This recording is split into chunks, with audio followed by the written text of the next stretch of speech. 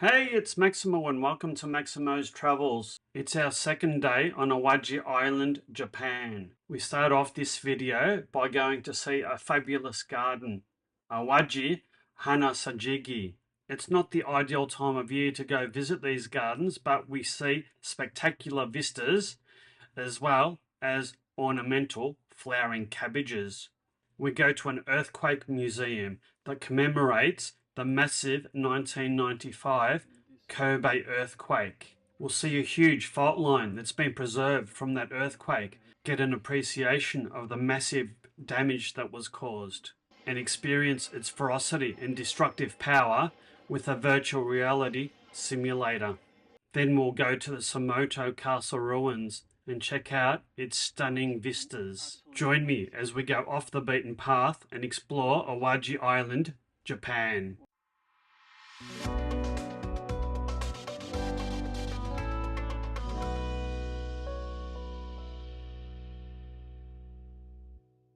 It was our first full day on Awaji Island, and we'd set the sat-nav to take us to some magical gardens, the Awaji Hanasajiki Gardens. We set the sat-nav to avoid tolls, so part of the route was via the coast, and most of the route was via the inland minor roads. As we were to find out, the middle of Awaji Island is quite hilly. Some of the roads are quite nice and others are very steep and narrow. And we went through many small villages and heaps of onion farms.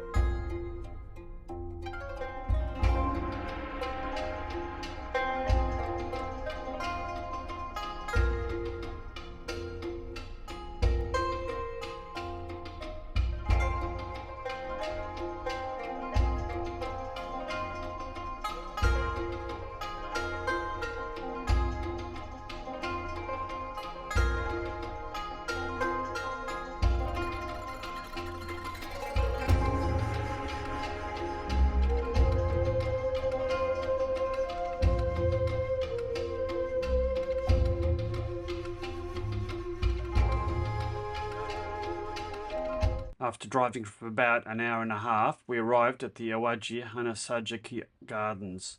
This is a world-renowned garden, famous for having blooms all year round. We've just arrived at the Awaji Hanasajiki Park. This is a large park filled with many different garden displays, and the garden displays are seasonal. At the moment, we can see heaps and heaps of canola. And this is as close as I've ever got to a canola plant, and it's got quite a nice perfume, quite surprising. Anyway, this is a huge park and let's go explore it.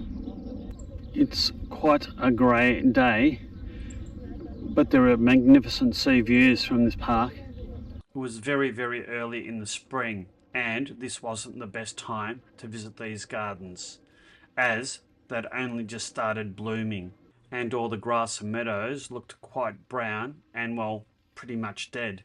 These gardens are huge. They cover the whole side of a hill, and they have very well maintained and well defined walking tracks. But the field's not quite blooming yet. No, not quite yet. Hint of purple. Apart from the sheer scale of this garden, there's a number of things about this garden that really amazed me. One was that it was free to enter. You did have to pay 200 yen, or about $2 to park in the car park, but otherwise, visiting here is totally free. I was also amazed at the sheer number of people that were working in these gardens, preparing all the flowers for its prime blooming season in summer. And if you're wondering, these are what the gardens look like in the peak of summer. Absolutely spectacular. And apart from the Rapeseed, we had to get up close and personal to the flower beds to see any hint of the flowers blooming. I have no idea what they're saying, but that's the observation deck up there.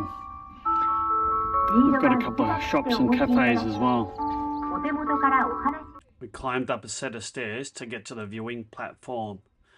You can also get the lift that's located in the building where the cafes are. And the viewing deck provides an expansive view of the gardens and the panorama of Osaka Bay. The walkway is pretty large and some sections of it are covered, which would be handy if it was raining or if the sun was beating down on you.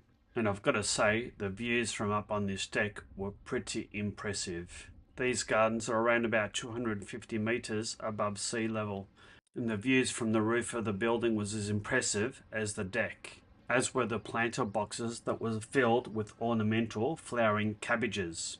Within the building is a very inviting restaurant and cafe with floor-to-ceiling windows and equally fantastic views. You can get a coffee or a meal here, and if the weather was nice, sit out on the open deck. That is the car park entrance. There's a car park across the road, and then there's one down the hill. That's where we parked. There's a cafe on the second floor and a gift shop. Public conveniences outside as well. And it costs 200 yen to park, but the gardens are free to enter, so it's pretty good value, I think. Pretty good value. There was quite an extensive gift shop on the ground floor, and it sold any number of things, but heaps and heaps of products made from onions. Being Awaji, it is a centre for onion production. There were quite a number of interesting products for sale, including this milk waffle cookie, or this onion cheese waffle cookie. Interesting. Joe couldn't resist and bought these cat cookies. She loves cats, although we did pass on the bags of raw onions. And as we left the gardens with a couple of bags of onion chips in tow, I couldn't get over how stunning the ornamental flowering cabbages were. We hopped back in the car and started driving for 10 or so minutes and about 5.5 kilometres to our next destination, through quite narrow and twisty roads.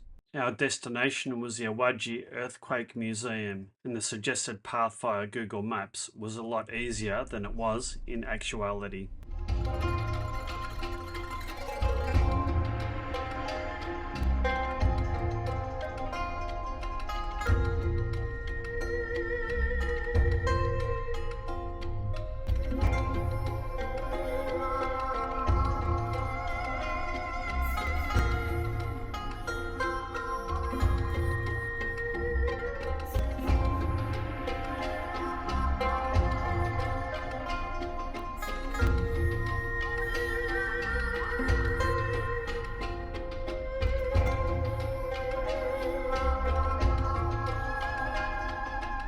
After a little bit of treacherous driving, we arrived at our destination, the Earthquake Museum.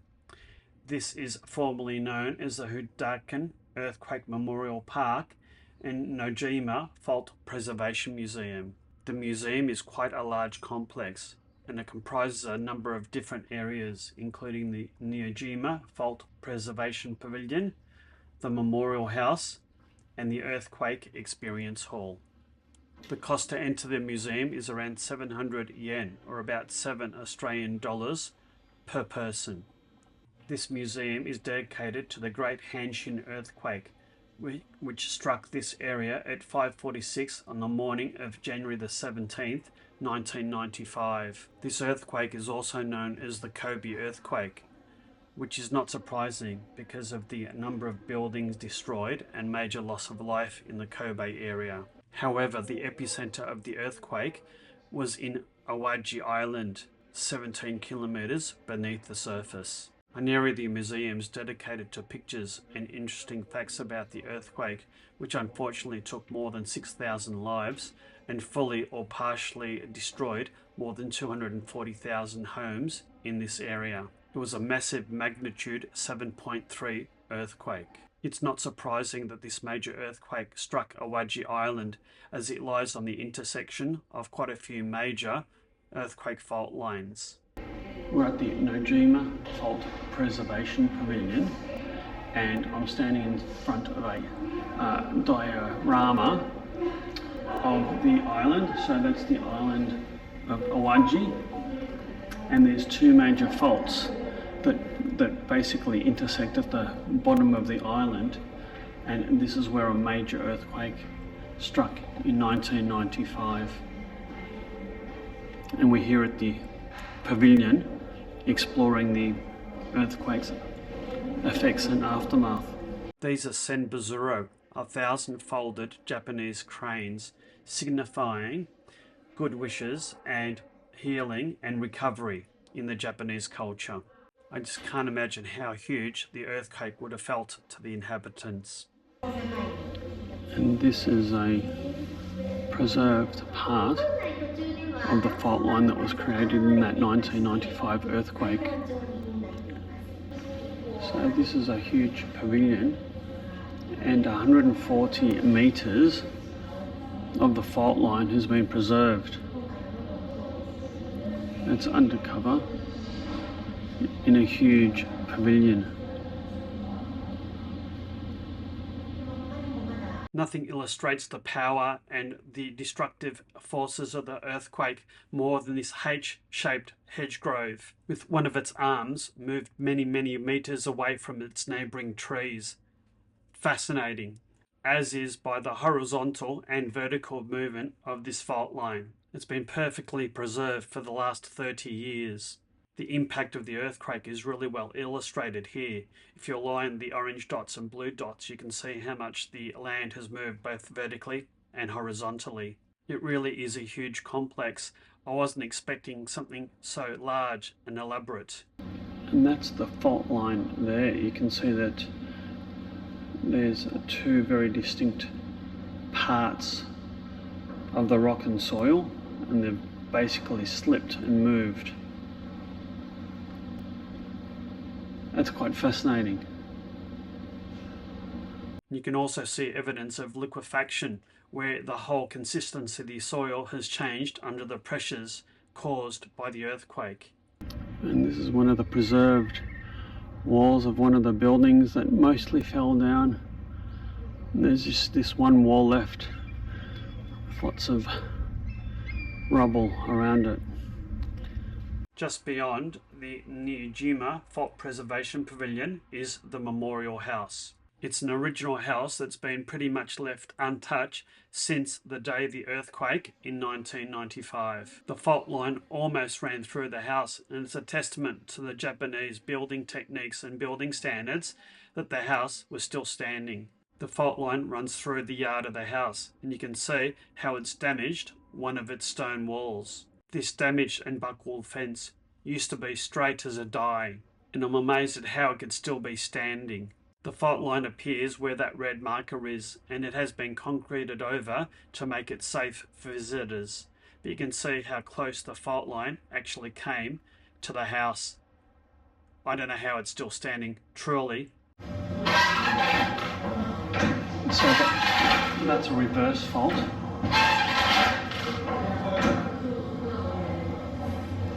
This is a normal fault.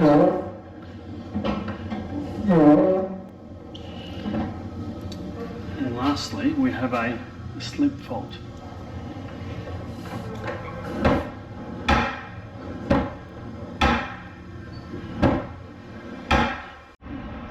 That's amazing. I'm not sure you can see the bend in that wall, but that used to be a straight wall, and now it's awfully crooked.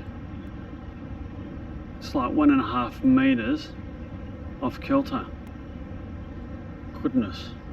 Our last stop was the Earthquake Experience Hall. And one of the cool things about this room was that there was a virtual reality setup connected to vibrating and moving chairs. All the instructions were in Japanese, which was a bit disconcerting. And you were able to experience an earthquake through the VR headset and the moving chair. It was quite a realistic experience.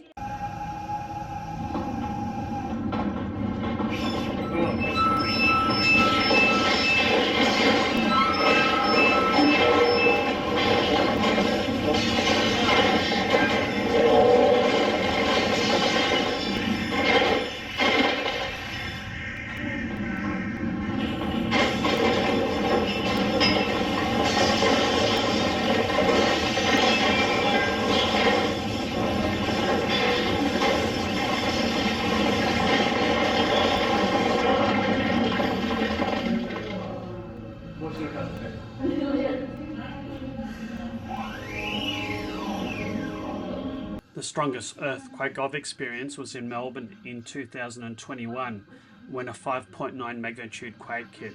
And I do hope I never get to experience a 7.3 magnitude earthquake in my lifetime. Our tour of the museum concluded with a short video. It was all in Japanese, but thankfully there were English subtitles so we could follow the story along and learn about the impact of that massive earthquake in 1995. We left the Earthquake Museum and proceeded to our next destination, the Sumoto Castle Ruins. We decided to avoid tolls and take the overland route to the coast and travel all the way down the coast to the town of Sumoto. It was an hour's drive and just under 35 kilometres in length. Sumoto is the third largest city on Awaji Island, and I was actually surprised at how built up it was. The city has about 42,000 people.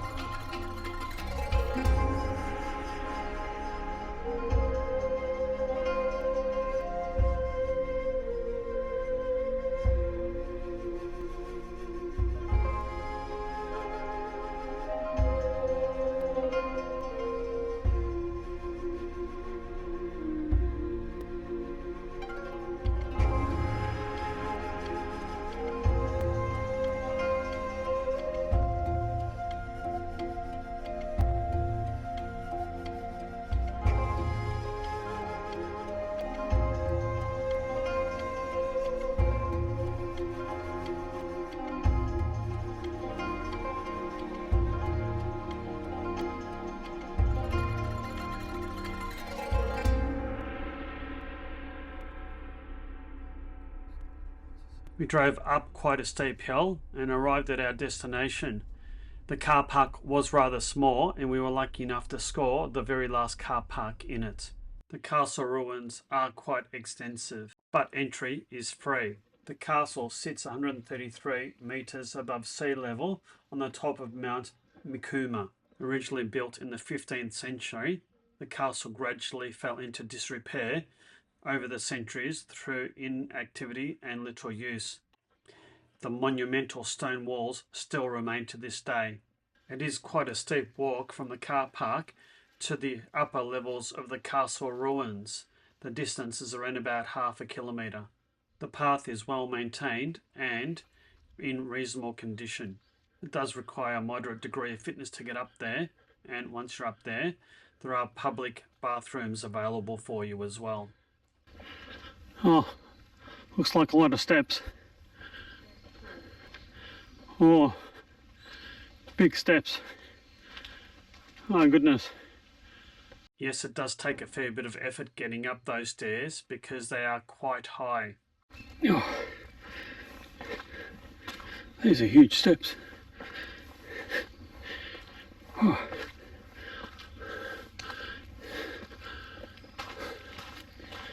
Oh.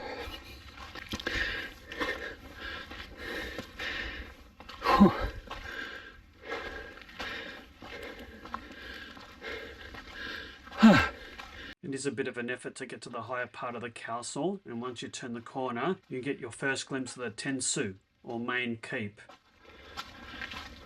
Oh wow, that's stunning. Huh. That's absolutely stunning. There's a small cafe up here as well. It's open from 9 AM to 4 PM every day except Tuesdays and Wednesdays. We decided to go in and have a coffee as well as a small snack or two. And given its location, it did have a small but wholesome menu. The cafe was empty when we came, but it was nice and warm and modern and quite inviting. And Joe and I took a seat as we waited for our coffees and snacks to arrive. A lot of different literature and some snacks and locally produced items were available. Sadly for me, no fridge magnets. Suitably caffeinated, we made it to the top part of the castle ruins, up even more stairs. The stairs led up to a very large flat plateau that offered stunning views of Osaka Bay in the port city of Sumoto. What an utterly amazing view from up here. Goodness. Wow. It was quite cold and blustery up here, but the views were certainly worth it. This is the highest part of the castle, the keep. It was rebuilt in 1928 to celebrate the throning of Emperor Hirohito. And climbing up the few stairs here provides a fantastic 360-degree view of the whole of Sumoto and its hinterland. There's all these sakura trees here, and I think we're probably about 3 or 4 weeks too early because I can see the buds but no sakura flowers, unfortunately. And all those trees are sakura trees, and it would look absolutely and utterly amazing coming here in middle of April, I think. There were a couple of flowering plants here, but they weren't sakuras. Don't worry, we were to see so many different sakuras in so many different locations on our trip in Japan that we would experience. We really did like to explore the ruins of the Sumoto Castle. It's hard to get to, especially without a car, but if you're on Awaji Island, well worth the visit. We kept exploring, and then, eureka, there it was. Amazing, this is our first sakura sighting. It's not sakura? It's probably Plum? umi. Umi? Plum. Well, it's certainly a very nice blossoms. White and pink.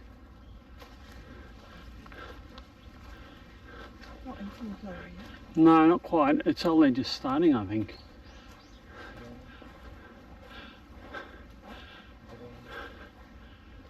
Only just starting. The real sakura has some.